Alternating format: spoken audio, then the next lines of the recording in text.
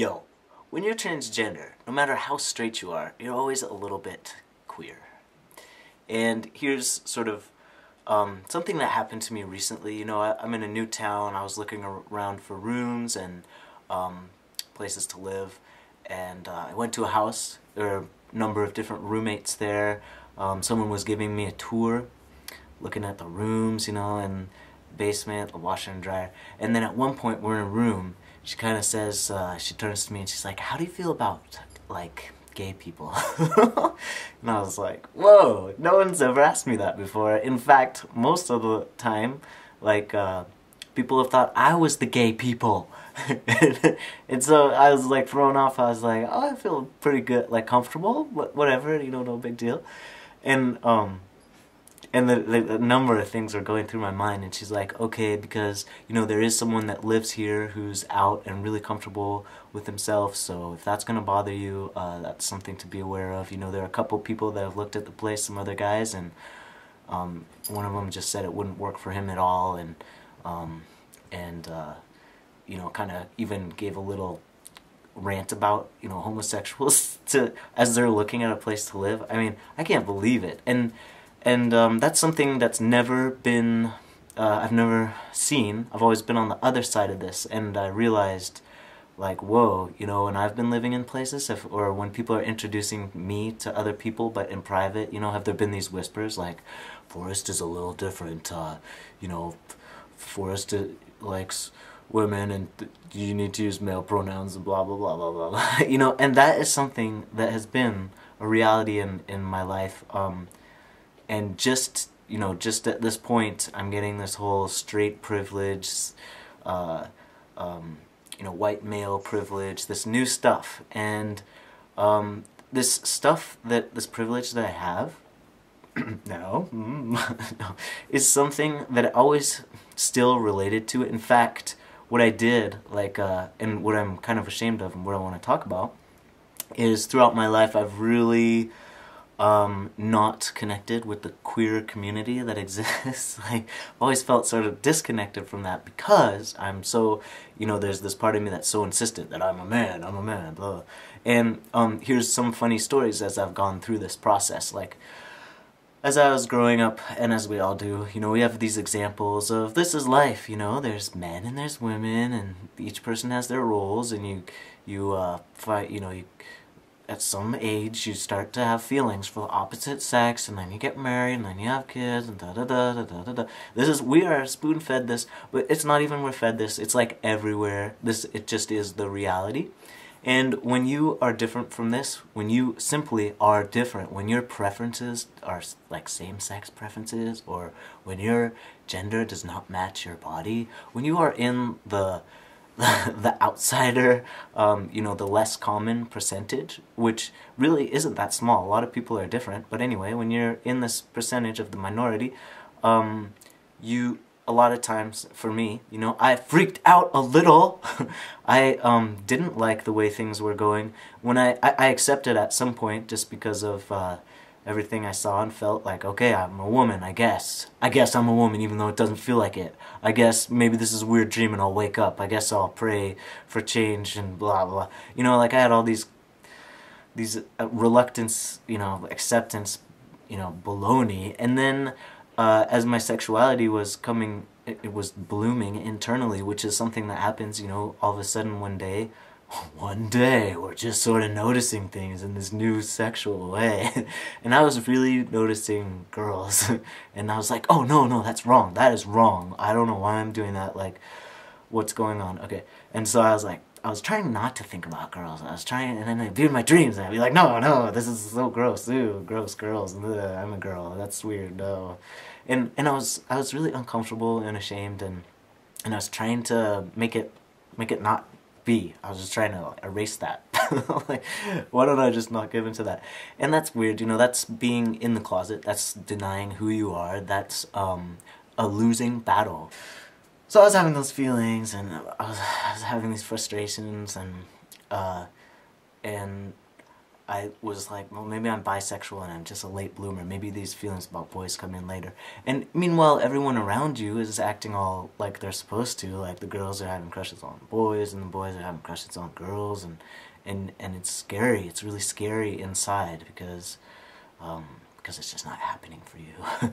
And the examples you see of, where I was from during the time that I was growing up, there were not a lot of queer examples or resources or things like that. Once I went to college, I discovered girls that I liked and was able to date and things, and it was amazing, and this whole new thing opened up. But still, the images were such stereotypes, and just the fact that people say, that's so gay, like that makes a huge difference to me and a lot of people about, like, I don't want to be gay, gross, like that's a bad thing, and anyway, so I just didn't want to be it. But once I let myself like a girl, it was great.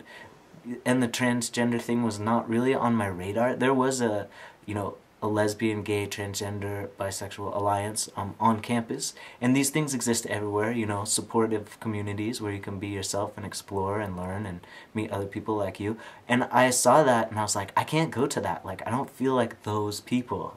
That's what I thought. I thought they are so different from me. A lot of those people are like really effeminate dudes and like these butchy dyke ladies, and then there's these trans people, which apparently they have to like dress like, they have to be like women dressed like men to feel normal, and men dressed up in dresses to feel normal. And I thought that was just too weird, and I didn't like it. But really, it was me I didn't like. And here I was, judging this group, but I looked exactly the same. Like, I looked like a butch lesbian, and I was dating a woman, and I was getting harassed, and I was getting I was having really uncomfortable experiences, and I was really ashamed of my sexuality, and I was everything that a queer person is, except I didn't feel queer.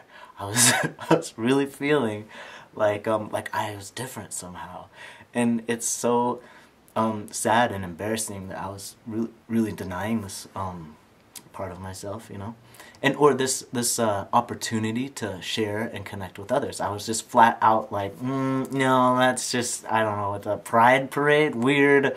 You all dress up in like dominatrix outfits and leather motorcycle like ladies, and I didn't like it. But though okay, moving right along. So, for about 30 years, I was kind of separate from this, although I started to think, like, what, I am a part of that, like, I need to, like, marriage equality, that's important, all kind of, like, being treated with respect, that's important, like, I definitely am part of this movement, and I guess, whatever, so, I reluctantly was taking on this thing. I didn't like the word lesbian, though. I just did not like it. And let me tell you, there's something really different in the way that women and women interact and men and women interact, like, sexually. And when you're trans, you really understand that difference. But anyway, at the same time, there were a lot of trans people in their like gender assigned bodies. So there are a lot of like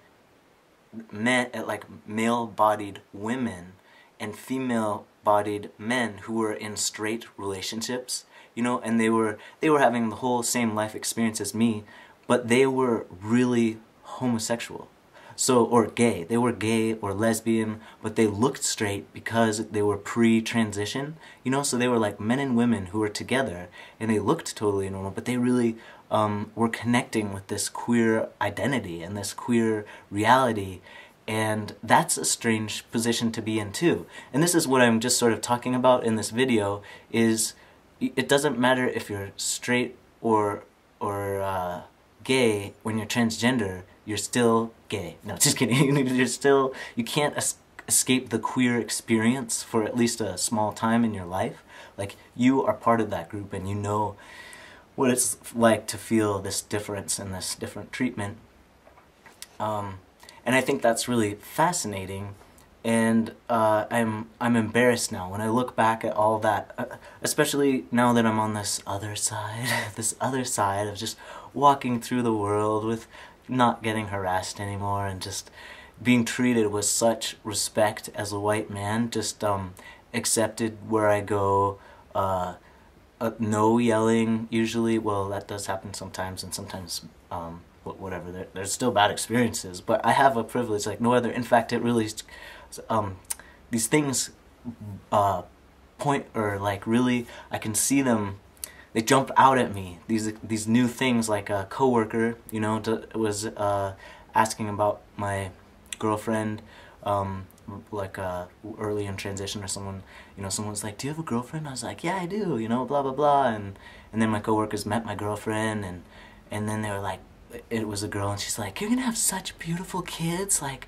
they're gonna have your blue eyes and her curly hair, and they're just gonna be so cute. And they were like projecting this whole straight story, this whole story that we're taught when we're growing up, and that's never been projected at me before. And it's so feels really good as a straight man to hear stuff like that. But that's something that would have never happened pre-T. Obviously no one would think about me like making a baby with my partner, you know, that just wouldn't come up. And that's really sad. And also